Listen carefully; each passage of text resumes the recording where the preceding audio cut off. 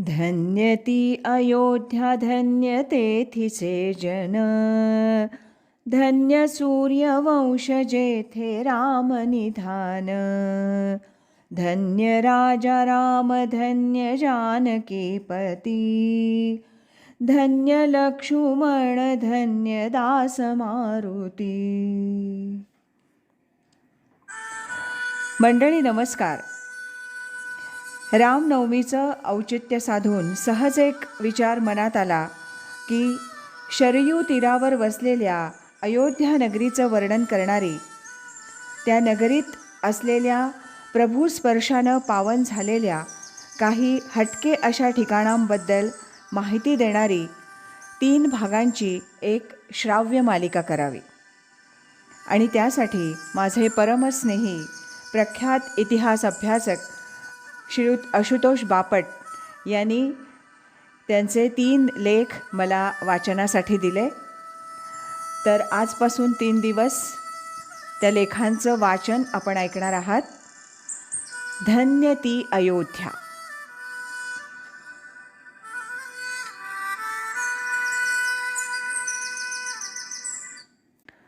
आजच्या या पहिल्या लेखाचं शीर्षक अयोध्या आणि रामजन्मभूमी, इतिहास, परंपरा आणि सांस्कृतिक महत्त्व. लेखक आशुतोष बापट. वाचक स्वर सुवर्णा बोडस. भारतीय संस्कृती आणि धार्मिक परंपरेत काही स्थानं अशी आहेत ज्यांनी हजारो वर्षांपासून लोकांच्या श्रद्धा, स्मृती आणि सांस्कृतिक जीवनावर गाढ प्रभाव टाकला आहे. अशा पवित्र स्थळांमध्ये अयोध्या या नगरीचं स्थान अत्यंत अग्रक्रमाचं आहे. हिंदू धर्मानुसार ही नगरी भगवान श्रीरामांची जन्मभूमी आहे. त्यामुळे अयोध्या केवळ एक प्राचीन शहर नसून भारतीय धर्म, इतिहास, साहित्य आणि सांस्कृतिक परंपरेचं एक महत्त्वपूर्ण केंद्र बनलं आहे. अयोध्या आणि रामजन्मभूमी या स्थळाभोवती प्राचीन पौराणिक परंपरा, ऐतिहासिक घडामोडी, सामाजिक भावना आणि आधुनिक काळातील राजकीय, न्यायिक घटनांचा एक विस्तृत पट आपल्याला पाहायला मिळतो. या सर्व पैलूंमुळे अयोध्या हा विषय केवळ धार्मिक नाही तर ऐतिहासिक, सांस्कृतिक आणि राष्ट्रीय महत्त्वाचा ठरतो. अयोध्या ही भारतातील अत्यंत प्राचीन नगरांपैकी एक मानली जाते. हिंदू धर्मातील अनेक ग्रंथांमध्ये या नगरीचा उल्लेख आढळतो. प्राचीन काळी अयोध्या ही कोशल या राज्याची राजधानी होती. कोशल राज्यावर इक्ष्वाकू वंशातील राजांनी राज्य केलं आणि त्या वंशातच भगवान श्रीरामांचा जन्म झाला असं मानलं जातं. अयोध्या या शब्दाची व्युत्पत्तीही अत्यंत अर्थपूर्ण आहे. संस्कृतमध्ये युद्ध या शब्दापासून योद्ध्या असा शब्द तयार होतो. त्याला हा निषेधार्थक उपसर्ग जोडल्यास अयोध्या म्हणजे जिथं युद्ध नाही किंवा जिंकता येत नाही अशी नगरी असा अर्थ होतो. या नावातूनच या शहराची समृद्धी आणि अभेद्यता सूचित होते. अयोध्येचा उल्लेख अनेक प्राचीन ग्रंथांमध्ये सापडतो. रामायणात अयोध्या ही भव्य राजवाडे, विस्तीर्ण रस्ते, सुशोभित उद्यानं आणि धर्मनिष्ठ नागरिकांनी भरलेली एक समृद्ध नगरी म्हणून वर्णिली आहे. रामायणातील वर्णनानुसार अयोध्या ही सुमारे 12 योजन लांब आणि 3 योजन रुंद अशी विशाल नगरी होती. तिच्या सभोवती भक्कम तटबंदी होती आणि शहरात सुंदर राजवाडे, मंदिरं आणि नागरिकांसाठी आवश्यक सुविधा होत्या. त्यामुळे अयोध्या त्या काळातील अत्यंत विकसित नगरी होती असं मानलं जातं. भगवान श्रीराम आणि अयोध्या. अयोध्येचं सर्वात मोठं महत्त्व भगवान श्रीरामांच्या जन्माशी संबंधित आहे. हिंदू धर्मानुसार भगवान राम हे विष्णूचे 7वे अवतार मानले जातात.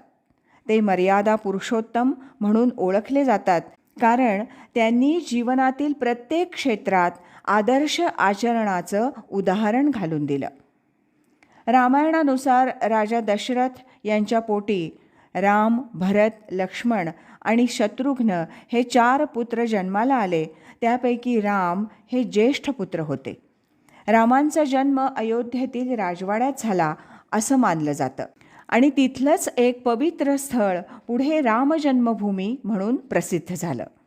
रामांचं बालपण, त्यांचं शिक्षण, त्यांच्या विवाहाची कथा, वनवास, रावणाशी युद्ध आणि अयोध्येला पुनरागमन या सर्व घटनांनी भारतीय सांस्कृतिक जीवनावर खोल प्रभाव टाकला आहे. रामराज्याची संकल्पना भारतीय समाजात आदर्श शासन व्यवस्थेचं प्रतीक मानली जाते. रामायणातील कथांमुळे अयोध्या ही नगरी केवळ भौगोलिक स्थान न राहता धार्मिक आणि सांस्कृतिक स्मृतींचा एक महत्त्वपूर्ण भाग बनली. सप्तपुरींपैकी एक. हिंदू धर्मानुसार 7 नगरं अत्यंत पवित्र मानली जातात. त्या नगरांना सप्तपुरी असं म्हणतात. त्यामध्ये अयोध्या, मथुरा, हरिद्वार, काशी, कांची, उज्जैन आणि द्वारका यांचा समावेश होतो. या 7 नगरांमध्ये अयोध्येला विशेष स्थान आहे, कारण इथं भगवान रामांचा जन्म झाला असं मानलं जातं. अनेक हिंदू भक्तांसाठी अयोध्या ही मोक्षप्रद तीर्थक्षेत्र मानली जाते. प्राचीन परंपरेनुसार अयोध्येत राम मंदिर अस्तित्वात होतं. अनेक यात्रेकरू आणि संतांनी या स्थळाला भेट दिल्याचे उल्लेख धार्मिक ग्रंथ आणि प्रवास वर्णनांमध्ये आढळतात. राम जन्मभूमी ही केवळ एक मंदिराची जागा नाही, तर ती भारतीय लोकभावना, धार्मिक श्रद्धा आणि सांस्कृतिक स्मृतीचं प्रतीक आहे. सर्वोच्च न्यायालयाचा ऐतिहासिक निर्णय. 9 नोव्हेंबर 2019 रोजी भारताच्या सर्वोच्च न्यायालयानं एक ऐतिहासिक निर्णय देऊन संपूर्ण जमीन राम मंदिरासाठी देण्याचा निर्णय घेतला आणि मशिदीसाठी दुसरी जागा देण्याचे आदेश दिले. या निर्णयामुळे अनेक दशकांपासून चालत आलेल्या वादाला कायदेशीर तोडगा मिळाला. या निर्णयानंतर राम मंदिराच्या भव्य बांधकामाला सुरुवात झाली. 5 ऑगस्ट 2020 रोजी भारताचे पंतप्रधान नरेंद्र मोदीजी यांच्या हस्ते भूमिपूजन करण्यात आलं. मंदिराची रचना पारंपरिक नागर स्थापत्य शैलीत करण्यात आली आहे. मंदिराचा परिसर अत्यंत विशाल असून त्यात विविध सांस्कृतिक आणि धार्मिक सुविधा उभारल्या जात आहेत. 22 जानेवारी 2024 रोजी रामलल्लाच्या मूर्तीची प्राणप्रतिष्ठा करण्यात आली.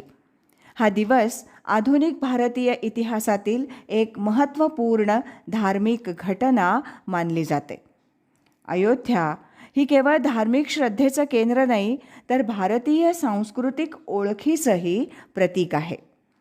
भगवान रामांचं जीवन, आदर्श शासन, नैतिक मूल्य आणि कर्तव्यपरायणतेचं उदाहरण मानलं जातं. रामायणाच्या कथा भारतातील नाटक, नृत्य, संगीत, चित्रकला आणि शिल्पकलेमध्ये मोठ्या प्रमाणावर दिसून येतात. त्यामुळे अयोध्या आणि रामजन्मभूमी भारतीय सांस्कृतिक वारशाचा एक महत्त्वाचा भाग बनले आहेत. अयोध्या आणि रामजन्मभूमी हे भारतीय इतिहास, धर्म आणि संस्कृतीच्या दृष्टीनं अत्यंत महत्त्वाचं स्थान आहे. हजारो वर्षांची परंपरा, धार्मिक श्रद्धा आणि आधुनिक इतिहासातील घटनांनी या स्थळाला विशेष महत्त्व प्राप्त झाले. भगवान रामांच्या आदर्श जीवनमूल्यांची आठवण करून देणारं अयोध्या हे भारतीय संस्कृतीचं एक अमूल्य प्रतीक आहे.